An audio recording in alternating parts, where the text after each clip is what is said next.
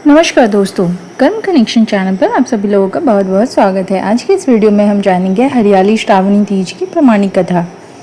सावन मास के शुक्ल पक्ष की तृतीया तिथि को महिलाएं शिव पार्वती जी का विशेष पूजन करती हैं, जिन्हें हरियाली तीज कहा जाता है। देश के बड़े भाग में यही पूजन आषाढ़ तृतीया को मनाया जाता है। उसे हरितालिका तीज कहते हैं। दोनों में पूजन एक जैसा होता है, अतः कथा भी एक जैसी है। श्रावण मास के शुक्ल पक्ष की तृतीया को श्रावणी तीज कहते हैं, परंतु ज़्यादातर लोग इसे हरियाली तीज के नाम से जानते हैं। यह त्यौहार मुख्य रूप से उत्तर भारत में मनाया जाता है। इस दिन स्त्रियां माता पार्वती जी और भगवान शिव जी की पूजा करती हैं। इस दिन महिलाएं निर्जला व्रत रखती हैं। इस व्रत को करवा चौथ से भी कठिन व्रत बताया जाता है। इस दिन महिलाएं पूरा दिन बिना भोजन जल के दिन व्यतीत करती हैं तथा दूसरे दिन सुबह स्नान और पूजा के बाद व्रत पूरा करके भोजन ग्रहण करती है। इसी वजह से इस व्रत को करवा चौथ से भी अधिक कठिन माना जाता है। वर्ष 2025 में यह व्रत 27 जुलाई को मनाई जाएगी। इस दिन जगह जगह झूले पड़ते हैं। इस त्यौहार में स्त्रियां हरा, लहरिया या फिर चुनरी में गीत गाती हैं, मेहंदी लगाती हैं, श्रृंगार करती हैं, झूला झूलती हैं और नाचती गाती हैं। हरियाली तीज के दिन अनेक स्थानों पर मेले लगते हैं और माता पार्वती की सवारी बड़े धूमधाम से निकाली जाती है। आइए अब जानते हैं हम हरियाली तीज की कथा।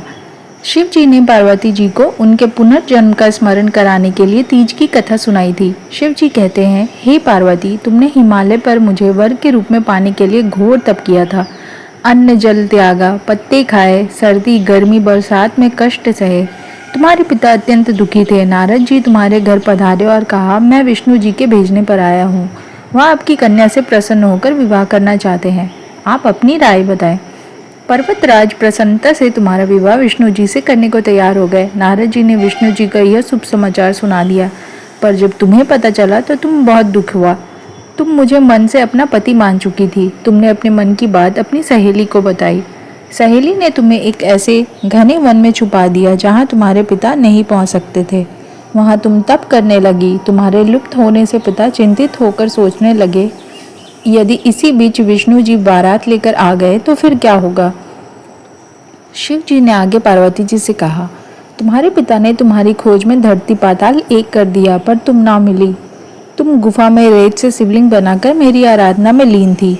प्रसन्न होकर मैंने मनोकामना पूरी करने का वचन दिया। तुम्हारे बीच तक खोजते हुए गुफा तक पहुँचे।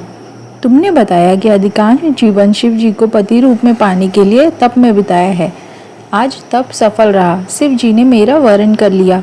मैं आपके साथ एक ही शर्त पर घर चलूंगी, यदि आप मेरा विवाह शिव जी से करने को राजी हो। पर्वतराज मान गए। बाद में विधि विधान के साथ हमारा विवाह हो गया। हे पार्वती, तुमने जो कठोर व्रत किया था उसी के फलस्वरूप हमारा विवाह हो सका। इस व्रत को निष्ठा से करने वाली स्त्री को मैं मनवांछित फल देता हूँ। उसे तुम जैसा अचल सुहाग का वरदान प्राप्त हो। मन चाहे वर के लिए करे हरियाली तीज का व्रत।